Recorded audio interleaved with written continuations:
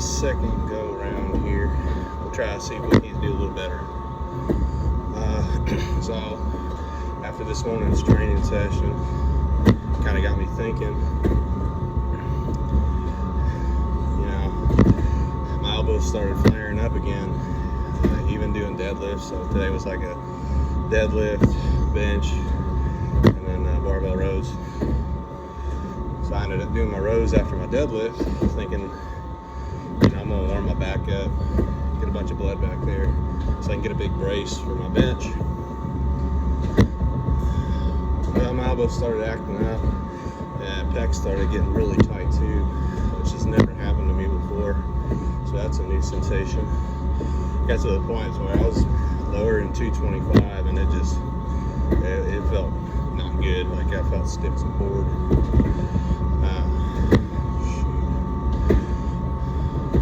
So that kind of got me thinking about like auto-regulation and just where you put your lifts throughout the week and in any given session. So auto-regulation, my idea of it is just doing what you can on any given day. Basically, you're not 100% every day. So I think whenever you're programming to kind of, especially if you're not a professional athlete, you're not somebody who wakes up, eats, goes to train, goes home, plays video games, eats again, takes a nap, and just does whatever, where you have that so much time to recover. That's literally your job, as opposed to someone like myself who works a 9 to 5, goes home, takes care of kids, you know, does the dishes, you know, playing with the kids outside, on top of any other like administrative stuff I gotta do for myself. Or maybe my wife needs more time to do something, so I take the kids a little bit longer. That all adds up. All that stress adds up. And, you know, regardless of how good coming to the gym is, you're putting stress on yourself here as well. So, what to do on a bad day? My answer for myself is, in my programming, I'll usually train 4 days a week. And I kind of leave those other 3 days open for, let's say, like for instance, this week, I put off my bench work today, and I'm just going to do it tomorrow when I wake up and my elbows are fresh. All I got to focus on is keeping my elbows intact. So leaving some buffer days to where you can flex a certain exercise over that's kind of being a problem child that maybe needs a little bit more attention and gives you a little more time to focus on your deficiencies.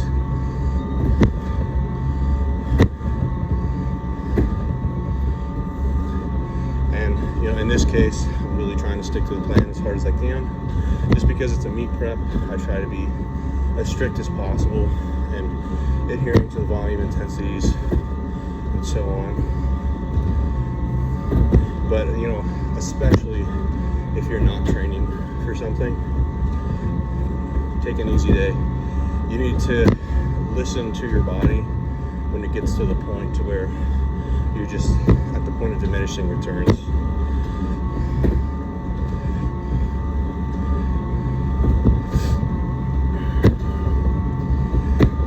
And then, you know, that's when you take a deload. That's when you say, hey, I'm going to cut this day out entirely, or hey, I'm still going to show up every day, but I'm going to cut my volume in half, and I'm going to stretch or whatever, do some kind of active recovery work.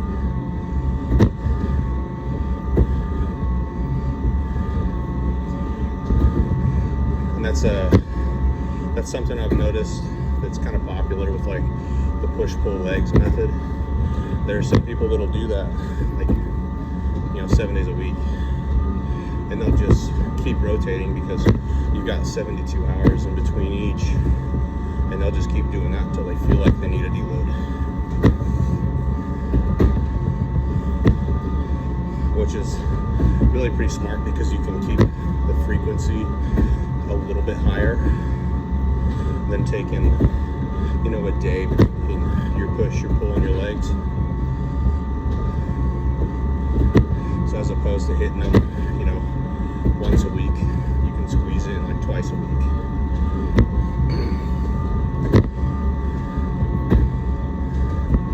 But kind of to circle back,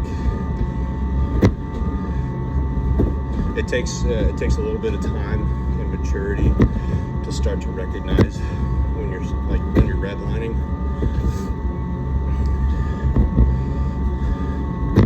Like for me, it's just purely fatigue. If there's, if I can't squat 405 for at least 5 relatively smooth, that's generally an indicator for me that it's time to back off a little bit. So find your indicator and then listen to it, especially if you're not preparing for some sort of competition. If you're a recreational lifter, just chill out with it and listen. Take a week. I'll take a few days and just chill. Do some pump work. Another form of auto-regulation is pairing RPE, or rate of perceived exertion, with your percentages. So for me personally, I'm bigger on percentages because I'm terrible at reading RPE unless I've got somebody standing there.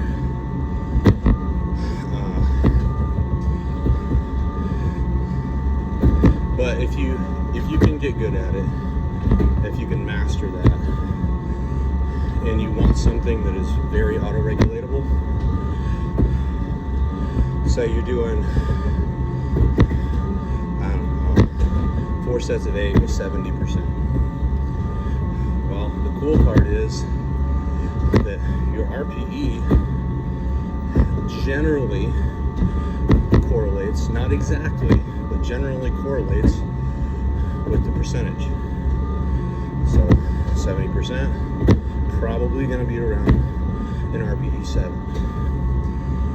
So how is this useful? Right, I'm going to warm up to my 70%, but I'm having a bad day. Well, I'm going to video my lift, my first attempt,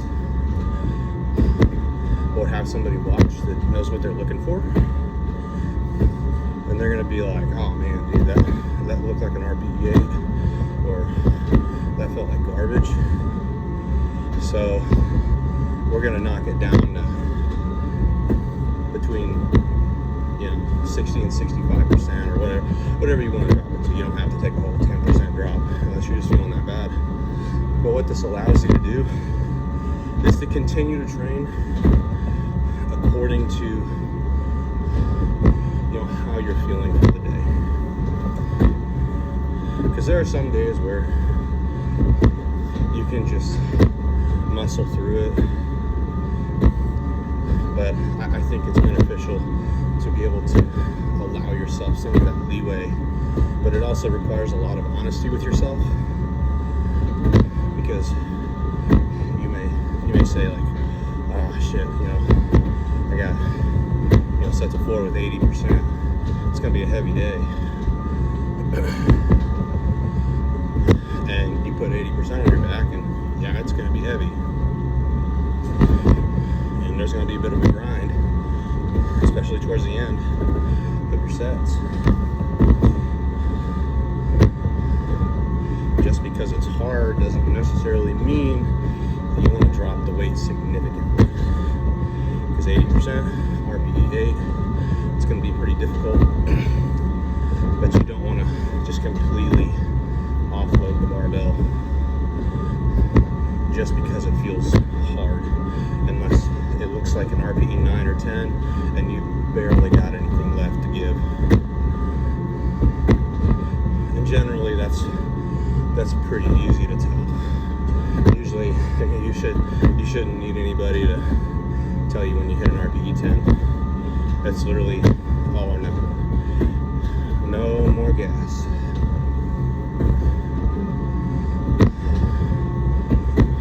Yeah, that's my thoughts on it. Some things that I've tried in the past. Generally though, I'll always use RPE for my accessory work. Like curls, tricep work, shoulder work.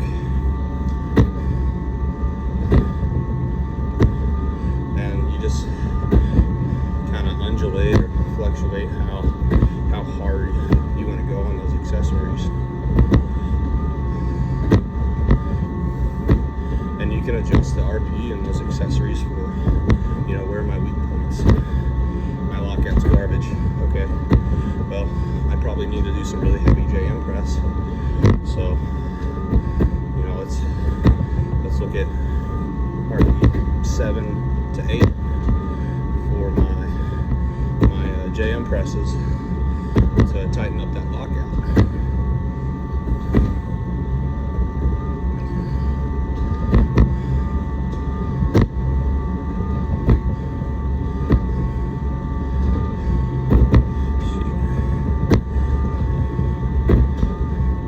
Kind of blank it out again.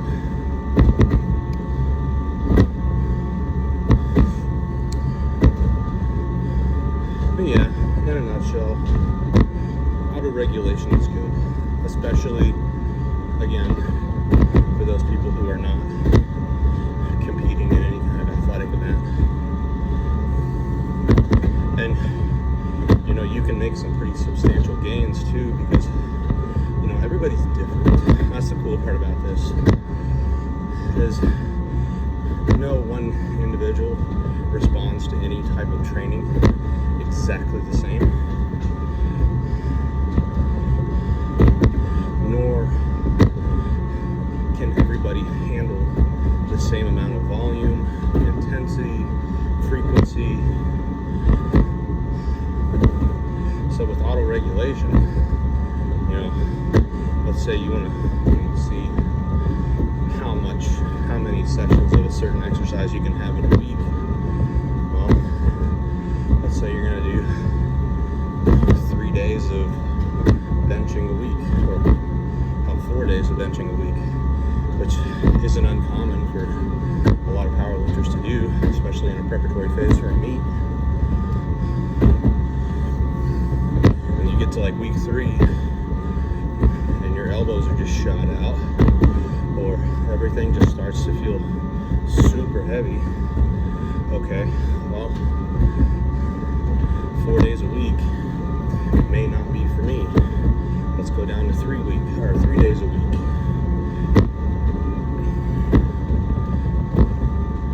Something to also consider is, time maximization.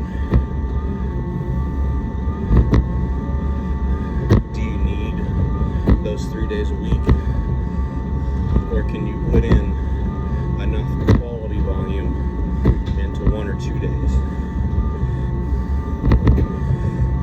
Which, it's not likely that you get the amount that you need in 1 day. I'll say that straight out. That may have been a misspeak on my part.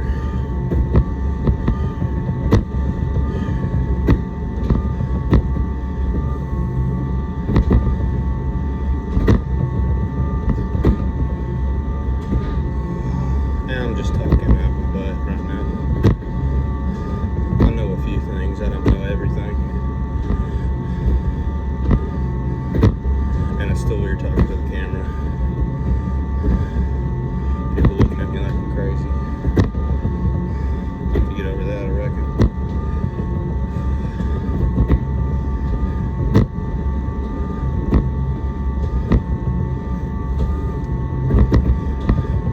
Well, let me know how many of y'all are power lifters down in the comments. You know, I'm always, not only am I trying to share information as I get it, as I learn it, which a large amount of mine is anecdotal, not a big books guy.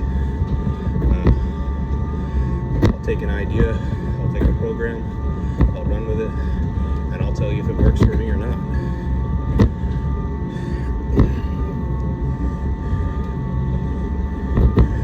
And that's, I'm also here to learn from this community as well.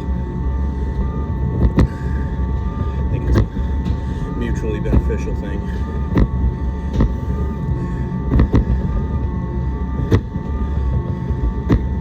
And in the end, you know, it's going to help me make better content for you guys as well.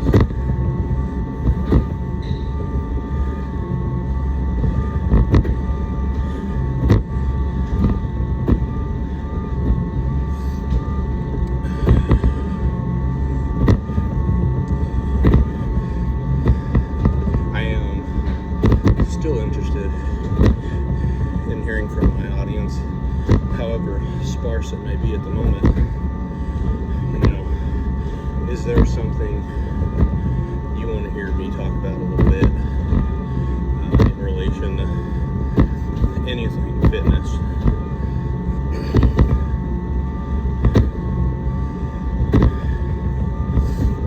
And that'll also help me learn too, because you know, you may ask a question you know, I really don't know anything about.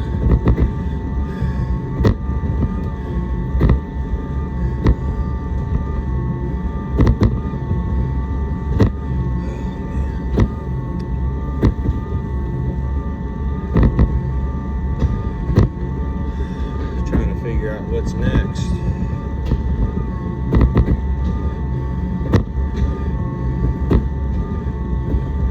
Hope y'all don't mind the long silences. I don't run on 5G. I'm still on dial-up. A little slow.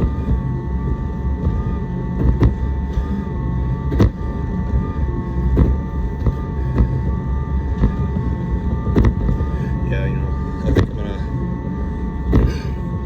really like this unedited, uncut stuff. It just feels more natural, and I don't just have a whole lot of time for editing, and not to mention I'm still learning video editing too, so this saves me a lot of time. All I gotta do is make an upload.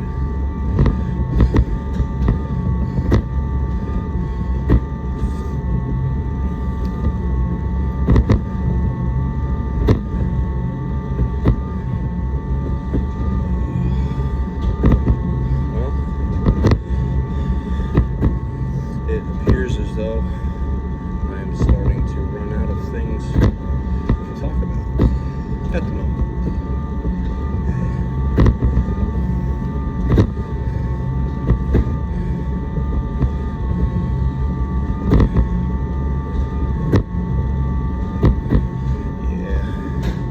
Yeah, I reckon I'll hit y'all back up again